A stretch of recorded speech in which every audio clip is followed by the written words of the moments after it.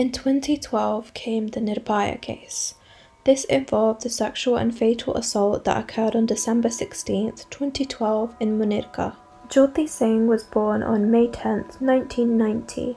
She was the eldest of 3 children and the only daughter. Her family was a high Brahmin caste but were lower middle class in terms of income.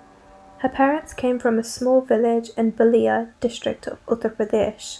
Her father worked 2 jobs to support his family and send his children to good schools. Awindra Pratap Pandey was a software engineer from Gorakhpur, Uttar Pradesh. He suffered broken limbs but had survived. Jyoti Singh was 22 years old, and her friend Awinder were going home that night after watching a movie in Suket. They took an auto rickshaw to the Munirka bus stand. They boarded the bus for Dwarka at about 9:30 p.m.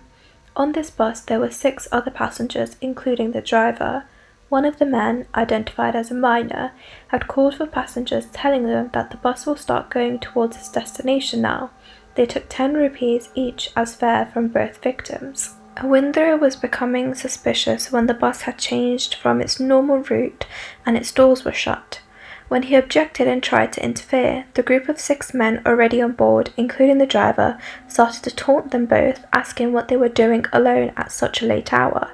During this, a fight started between Awindra and the group of 6 men. He was beaten, gagged, and knocked unconscious with an iron rod. The men then dragged Jyoti to the rear of the bus, beating her with the same iron rod, sexually assaulting her while the bus driver continued to drive. Jyoti was fighting with everything she had in her. She was biting 3 of the attackers and leaving bite marks on them. After the men were done with this heinous act, they threw them both off the moving bus. One of the perpetrators cleaned the vehicle to remove any evidence. Police then impounded the vehicle by the next day. At around 11 p.m, a passerby had found both the victims partially clothed on the road. He called the police and they were taken to Safdargunj Hospital, where Jyoti was given emergency treatment and placed on mechanical ventilation. She was found with injury marks, including numerous bite marks all over her body.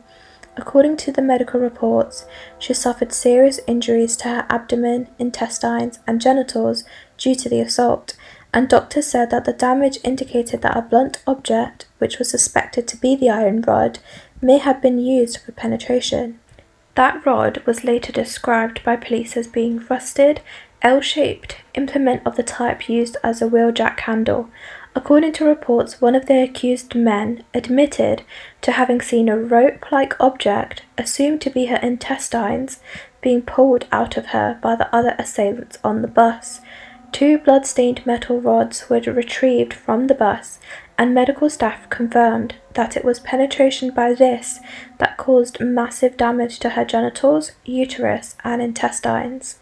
On December 19, 2012, Jyoti underwent her 5th surgery, which removed most of her remaining intestines. Doctors reported that she was in a stable but critical condition.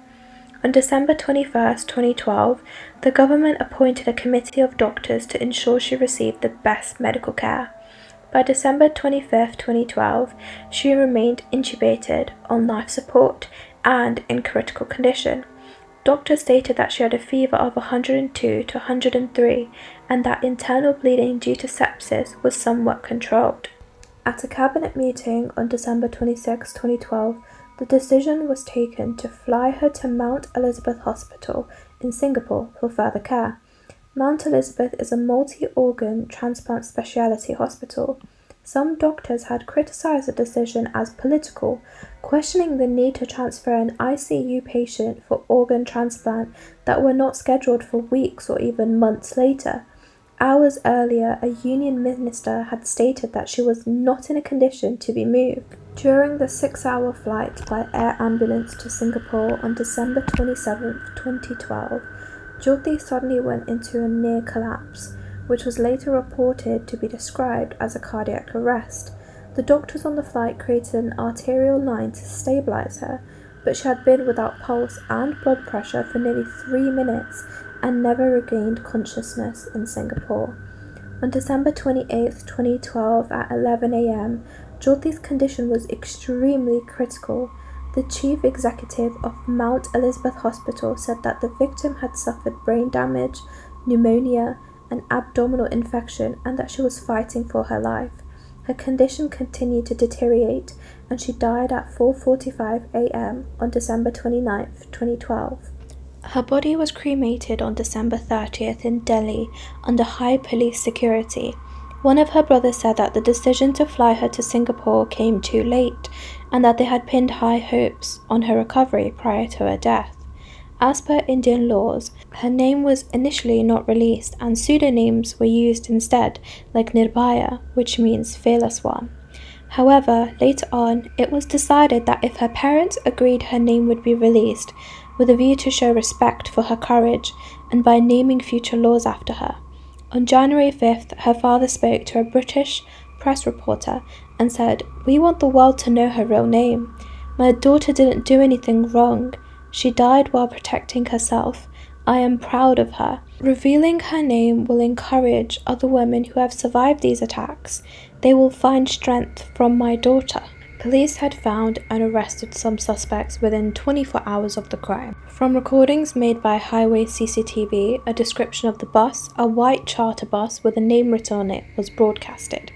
Other operators identified it as being contracted by a South Delhi private school. They then traced it and found its driver, Ram Singh. Police obtained sketches of the assailants with the help of the male victim and used a mobile phone from the two victims to find one of the other assailants. 6 men were arrested in connection with this incident, including the bus driver, Ram Singh, and his 26-year-old brother, Mukesh Singh. They were arrested in Rajasthan. 20-year-old Vinay Sharma, an assistant gym instructor, and 19-year-old Pavan Gupta, a fruit seller, were both arrested in Uttar Pradesh and Bihar. 17-year-old Mohammed Afroz was arrested at the Anand Vihar terminal in Delhi. 28-year-old Akash Thakur was the final suspect to be arrested in Bihar. According to reports, the group had been eating and drinking together earlier in the day. They then decided to have some fun by taking out the private chartered bus, which is not permitted to pick up public passengers nor allowed to operate in Delhi because of its tinted windows. Hours before the assault, they had robbed a carpenter. The 35-year-old Ramadhir Singh had boarded the bus that was being driven by Mukesh. He had lured him into the bus saying it was going to Nehru Place. He was then beaten and robbed of his mobile phone and 1,500 rupees in cash. After robbing him, they dumped him at the IIT flyover. Ramadhir had reported the crime to 3 police officers who were in the area. These officers were Kailesh, Ashok and Sandeep, who refused to take any action, saying that the crime scene wasn't under their purview as they were from a different police station, and that he would need to report the incident to the station in Vasant Vihar. Shortly after the attacks, Pavan said he accepted his guilt and should be hanged. Mukesh, who was placed in Tihar jail after his arrest, was assaulted by other inmates and was kept in solitary confinement for his protection. Ram was presented before the Metropolitan Magistrate on December 18, 2012. He refused to participate in an identification process. Investigation revealed a history of alcoholism that resulted in blinding rage, bad temper, and quarrel with employers that led his friends to call him mental. On March 11, he was discovered hanging from a ventilator shaft in his cell, which he shared with 3 other prisoners, at about 5:45 in the morning. Authorities said it was unclear whether it was a suicide or a murder. The male victim, Awindra, testified in court on December 19, 2012. He recorded his statement in the hospital on December 21st in the presence of the Deputy Commissioner of Police. He was reportedly plagued with guilt and trauma over the incident. On December 21st, the government promised to file the charge sheet quickly and seek the maximum penalty of life imprisonment for the perpetrators. The charge sheet was promised within 1 week due to the public outrage and the demand of a speedy trial. The Delhi High Court approved the creation of 5 fast-track courts to try sexual assault cases. The juvenile defendant, Mohammed, whose name was later changed to Raju in the media due to his age, he was 17 and 6 months old on the day of the crime. The Juvenile Justice Board determined that he would not be tried as an adult. A petition was conducted by a political party seeking the prosecution of the minor as an adult because of the violent nature of the crime, but this was rejected by the board. On August 31st, he was convicted of rape and murder under the Juvenile Justice Act and given the maximum sentence of 3 years imprisonment in a reform facility, inclusive of the 8 months he spent in remand during the trial. Jyoti's brother had impulsively tried to attack him after hearing the verdict, but the crowd held him back. Mohammed was released on December 20th, 2015. The courts and acts, such as the Juvenile Act and District Child Protection Unit, had started to sort out rehabilitation for him and gave him a new identity. According to reports, he had learnt how to tailor and cook, and they were thinking of how he would need a tailoring shop and the equipment required for it. The report also mentioned a one-time grant of 10,000 rupees from the government to support him. His family had ostracized him and refused to accept him once he was released. After his release, it was reported that he was working as a cook. 5 days after Jyoti's death, the police filed charges against the 5 adult men for murder, sexual assault, kidnapping, destruction of evidence, and the attempted murder of the woman's male companion. All 5 denied their involvement in the crime and denied the charges against them. Some of the men had confessed earlier. However, their lawyers said that their clients had been tortured and that their confessions had been coerced. On January 10th, one of their lawyers, Manohar Lal Sharma, had the nerve to say this in a media interview. He said that the victims were responsible for the assault because they should not have been using public transport, and as an unmarried couple, they should not have been on the streets at night.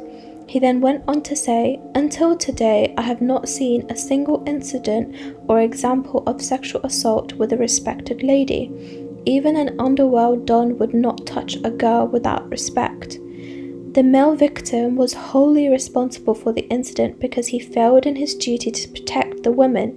But in this last quote, is he not saying that even though my clients have done this crime, the victims are also to blame? The Delhi police filed charges against the defendants for the robbery of Ramadir.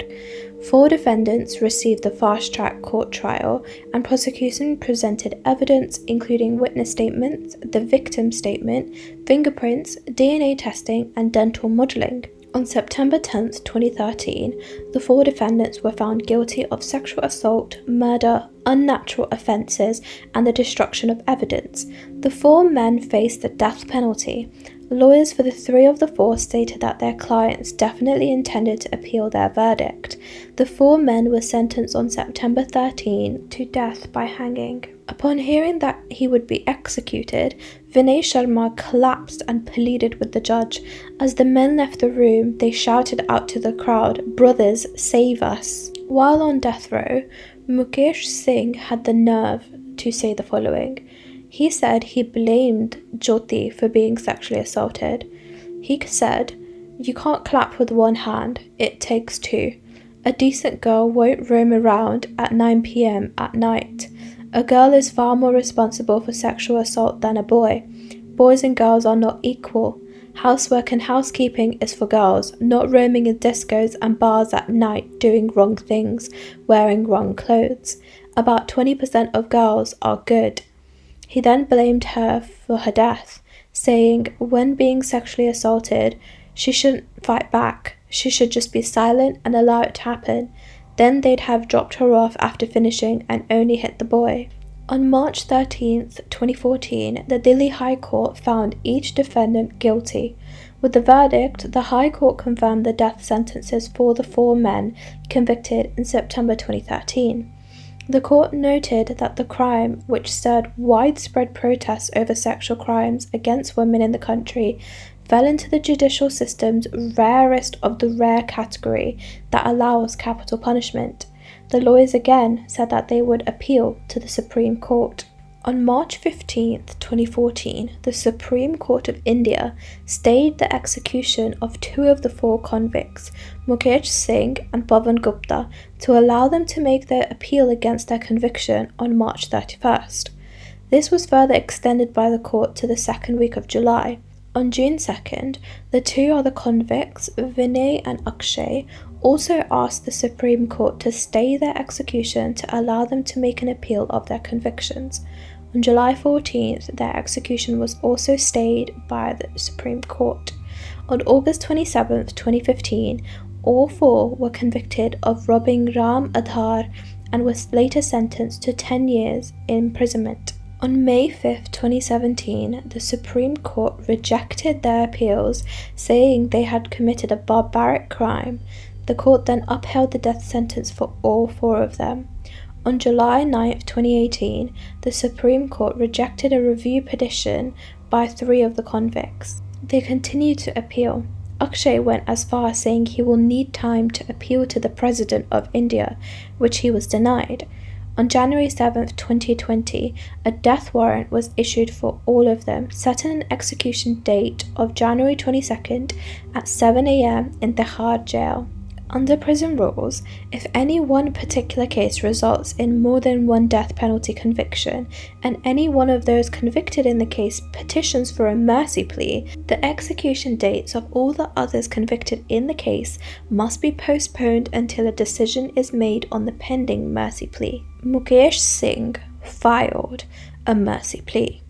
The Delhi government made a recommendation to reject the plea and forward it to the governor. On January 17, 2020, the President of India rejected the mercy plea of Mukesh Singh.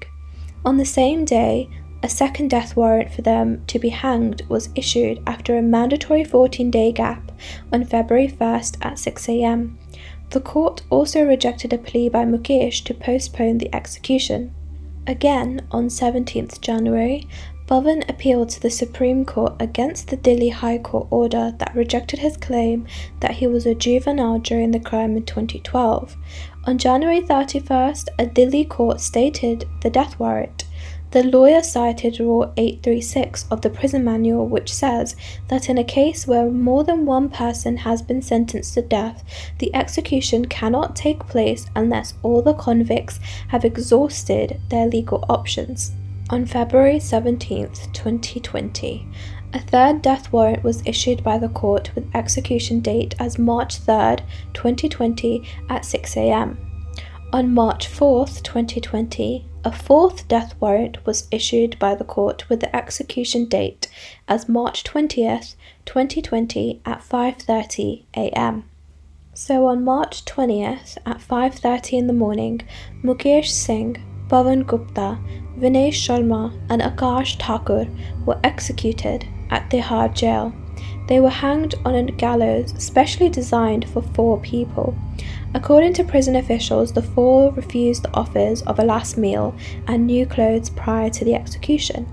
They were blindfolded and did not resist as they were led to the gallows.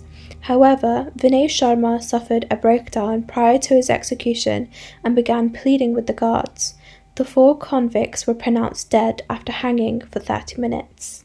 Let me know down in the comments below what you thought of today's case, and I'll see you for the next one.